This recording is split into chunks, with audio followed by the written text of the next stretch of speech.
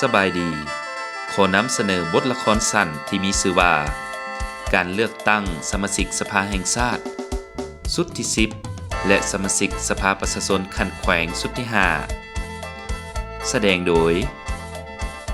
น้องน้อยสมาชิกสโมสรสาวหนุ่มเยาวชนแขวงอุดมไซมือปอนบัตรแมนวันที่22กุมภาพันธ์2026นับแต่เวลา 7:00 ถึงเวลา 17:00 นาทีต่อไปเชิญบรรดาทานรับชมได้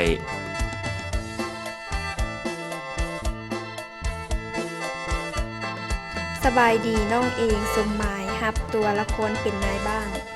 สบายดีน้องซื้อนางแก้วตาฮับบทเป็นตัวละครแม่สบายดีน้องซื้อไซทองฮับตัวละครเป็นลูกชายสบายดีน้องซื้อจำปาฮับบทเป็นลูกสาวสบายดีน้องซื้อคำพายฮับบทเป็นประธานสภาคันแขวงสบายดีน้องซื้อเท้าไซพรฮับบทเป็นพนักงานสภาขั้นแขวง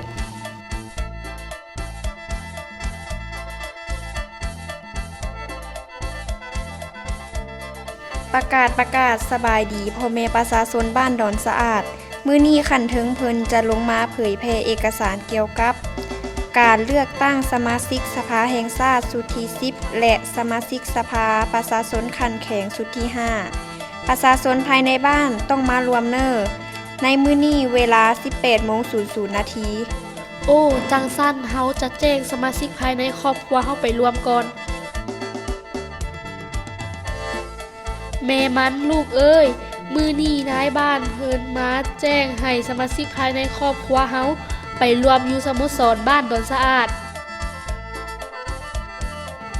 เพิ่นให้ไปร่วมเวียกหยังพอมันเอ้ยรวมรับฟังการเผยแพร่เอกสารการเลือกตั้งสมาชิกสภาแห่งชาติสุดที่10และสมาชิกสภาประชาชนแขวงสุดที่5เพิ่นกำลังจะลงสมัครเลือกตั้งสภาแห่งชาติและสภาประชาชนแขวงในไว้นี่แหละแม่มันเอ้ยไป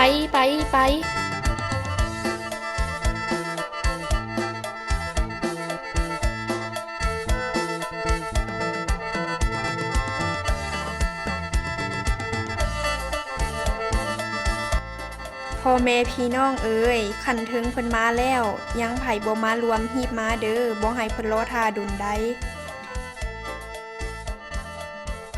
สบายดีพ่อแม่ประชาชนบ้านดอนสะอาดทุกคนมื้อนี้ทางทีมงานพวกเฮาลงเผยแพร่เอกสารเกี่ยวกับการเลือกตั้งสมาชิกสภาแห่งชาติ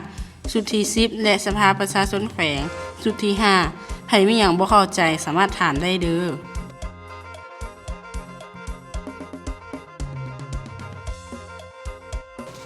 โดยขอถามแน่สภาแห่งชาติแม่นหยังมีที่ตั้งและภาระบทบาทแม่นแนวใดน้อ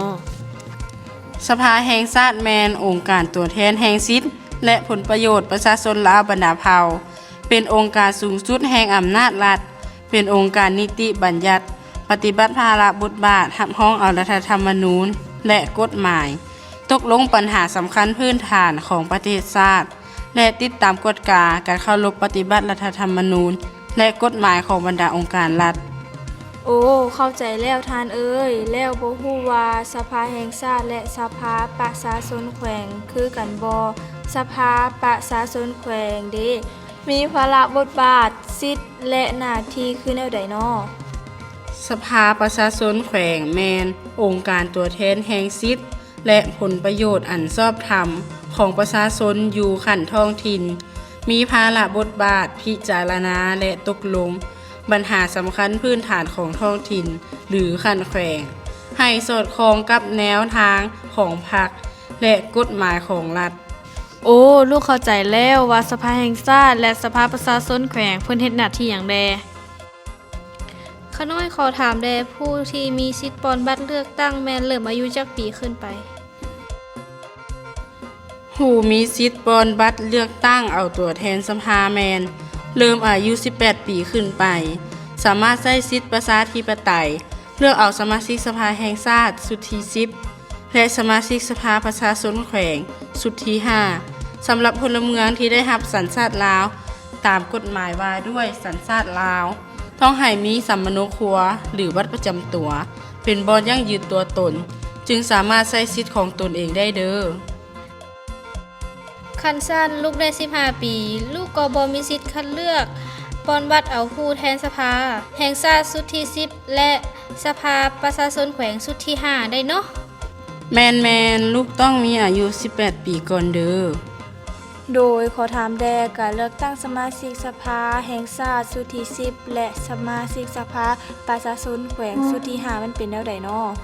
การเลือกตั้งสมาชิกสภาแห่งชาติสุดที่ 10 และสภาประชาชนขันแขวงสุดที่ 5 แม่นขบวนการปฏิบัติหน้าที่การเมือง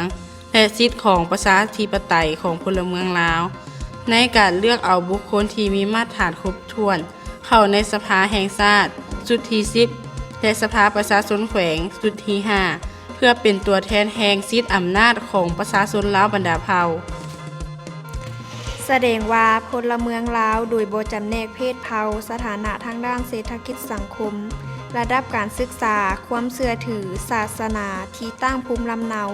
ล้วนแต่มีสิทธิเลือกตั้งและสมัครรับเลือกตั้งตามที่กำหนดไว้ สมาชิกสภาแห่งชาติสุดที่ 10 ประจำเขตเลือกตั้งที 4 แขวงอุดมไซลงสมัคร 11 ทานเลือกเอา 8 ทาน และสมาชิกสภาประชาชนแขวงอุดมไซสุดที่ 5 ลงสมัครทั้งหมด 49 ทานเลือกเอา 35 ทาน ประจำอยู่ 7 เมืองละ5ทานเด้อ โอ้ ถ้าเฮาคัดเลือกเอาสมาชิกสภาแห่งชาติสุดที่ 10 และสมาชิกสภาประชาชนแขวงสุดที่ 5 แล้ว ประชาชนจะได้รับผลประโยชน์อย่างใดน้อ โอ้ ขอบใจถือว่าเป็นคำถามที่ดีหลาย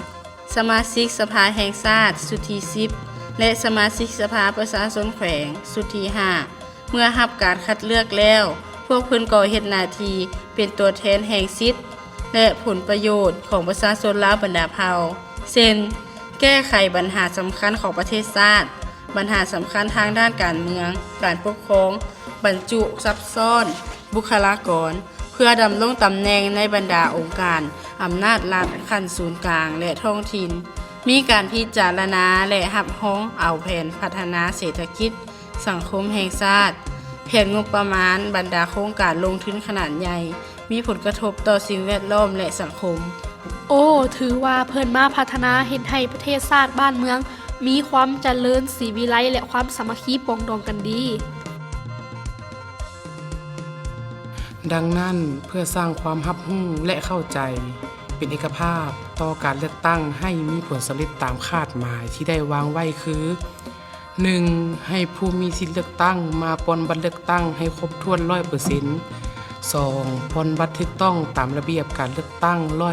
100% 3. รับประกันเวียกงานป้องกันชาติป้องกันความสงบ และมีความปลอดภัย 100% 4. รับประกันการปนบัตรเลือกตั้งให้มีความโปร่งใสและสำเร็จทันตามกำหนดเวลา 100% เพื่อสร้างความเป็นเอกภาพในการจัดตั้งปฏิบัติตัวจริง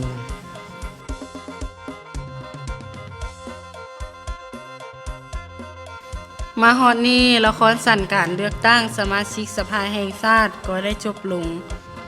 ถ้าผิดพลาดประการใด